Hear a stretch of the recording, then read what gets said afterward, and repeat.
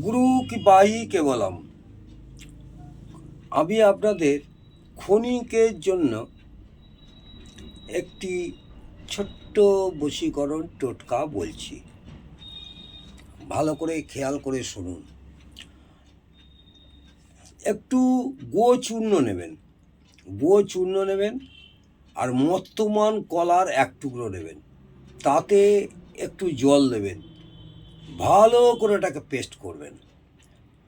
Paste করে ঠিক মাজনের মতন ভালো করে পেস্ট করে আপনি তিলক কাটবেন।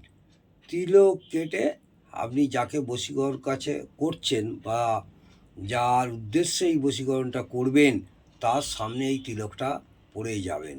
সে অফিসের বস হোক বা আপনার কোনো প্রিয়জনই হোক, দেখবেন এই তিলকটা কিছুদিন করুন, করলে এই ছোট টোটকাটি আপনাদের উপকারে লাগবে। নমস্কার, জয় মা তারা।